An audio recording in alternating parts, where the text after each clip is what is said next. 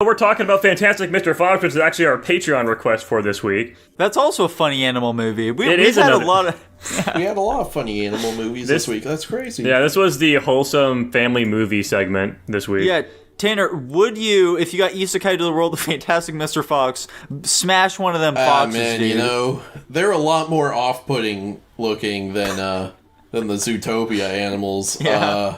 Damn, would I have to end up looking like one of the humans? Yeah. Fuck, I don't think I'd do it. Well, speaking of not wanting to do it, Jackson, actually, Tanner, would you like to tell us about Fantastic Mr. Fox, dude? Fantastic Mr. Fox is the wonderful story of a man named Mr. Fox. What's his first name? Fantastic.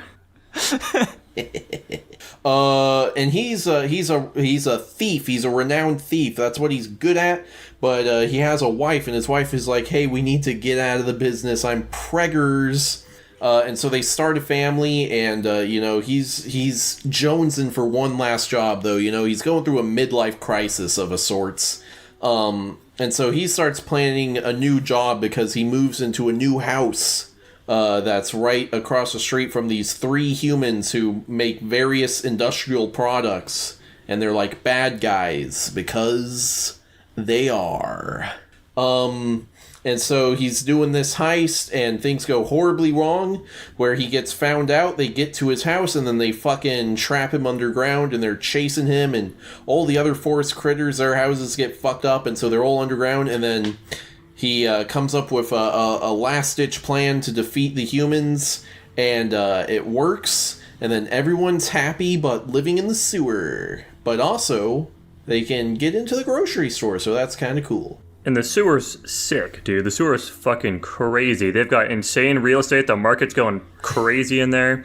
The sewer's kind of cool, I suppose. Guys, this movie is very hard to criticize because movies like this they don't take itself very seriously, and there's a lot of, like, random little plot point things that make no sense, and most of it is done for, like, just the thrill of seeing it happen.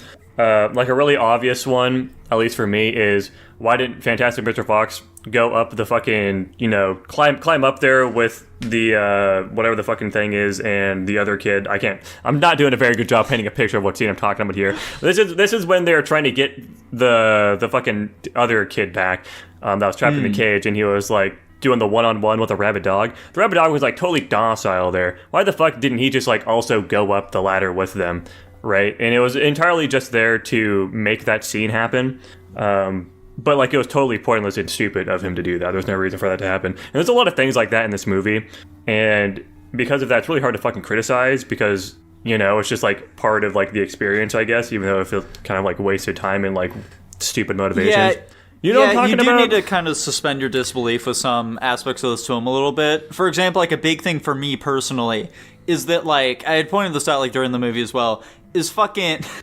So... The humans acknowledge that, like, the animals are fully capable of, like, speech, and, like, they obviously have, like, a higher level of sentience to them and shit like that, but they still just want to murder them. Like, what's the structure of this world exactly? Are animals, like, some sort of, like, suppressed minority group or something here? Because they kind of just treat them like normal animals. They're also capable of speech or something like that. Like, what's going on here exactly? Like, this feels like a very morally dubious situation for the humans here. But they just seem totally fine with executing all of them, Right. Here's an extra wrinkle to that point. Do the animals actually have the legal property rights to that tree and shit? That is a solid question. Because if so, they're just, like, invading their home and fucking absolutely demolishing it, Right, Well, I guess to be fair, I don't think that they actually destroy the tree at all. They just, like, bend it up off of its hinges. Like, they just get at the sweet, sweet dirt underneath it. Mm-hmm, yeah.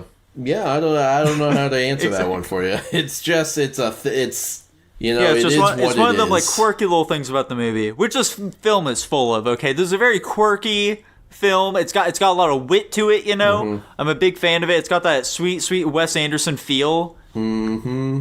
Guys, this is the only Wes Anderson film I've ever seen. Really? You've never seen, like, a Train to Busan or anything like that? That's not a fucking Wes Anderson film, so no, that's not relevant here, unfortunately. I don't know how many Wes Anderson films I've seen. think this is the only one that I've seen as well. I do have the Grand Budapest Hotel on my list, though, so... We'll get to that one eventually. That sounds boring as fuck. I hear it's one of his better ones. But yeah, outside of that, obviously the stop motion animation, this film is entirely stop motion. It looks fucking great. I'm a big fan of it. Shit looks fantastic. The fucking style of it, superb. I'm a big fan, dude. I'm a big fan. It's something we'd also praise Coraline for. Like, fucking stop motion, people should really get on that shit a little bit more, you know? Like, the shit is timeless, honestly. It's going to hold up in like fucking 50 years and 100 years, 200 years into the future. We'll still look back on this and be like, that came out today, basically. And also, like, you know, along with that, like the voice acting and stuff like that, also great. Also a big fan of all of them. I feel like they all did a good job.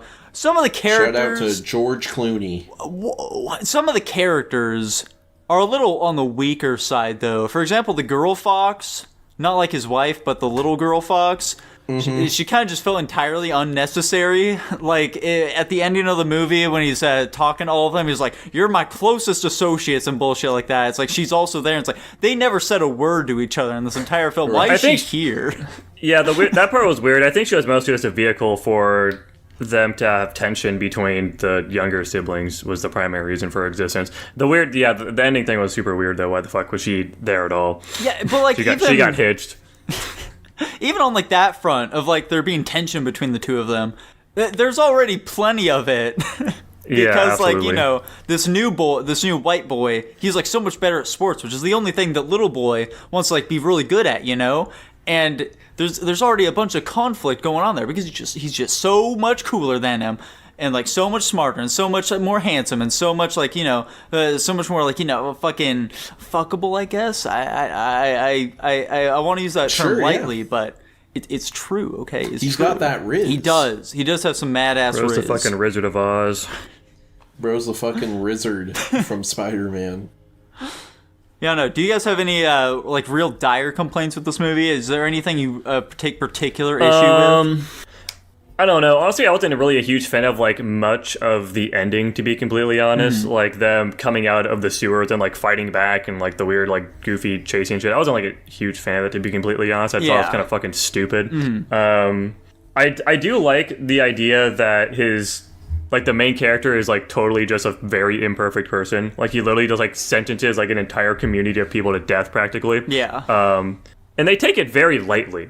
Or, I mean, obviously they're mad at him, but they take it in stride, which is surprising. Like, when he fucking mentioned sacrificing himself and people were in a meeting like, hell yeah, dude, kill yourself, dude, fucking save us. That was a little shocking.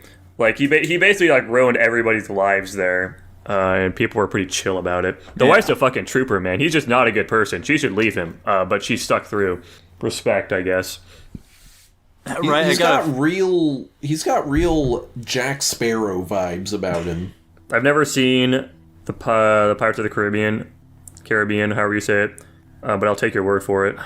I can slightly see where you're coming from with that, but I think I overall disagree. Okay.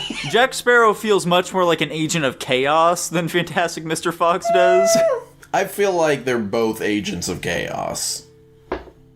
I don't know. Like, it feels like Jack Sparrow, he just kind of like goes along with like whatever madness he has cooking up in his mind. To be honest, actually, it doesn't even feel like he has any sort of ideas going on in his mind. He just does shit and it works out. Whereas Fantastic Mr. Fox, it feels like he's more cunning, you know? It feels like he knows what's what up there. I suppose I was more drawing the similarity in terms of like, they're both like the lovable rogue archetype. Okay. Guys, what'd you think of the teeth?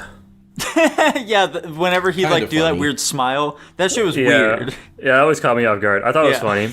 It was definitely pretty silly. It's like, what the fuck is going on? Why is he doing that? Yeah.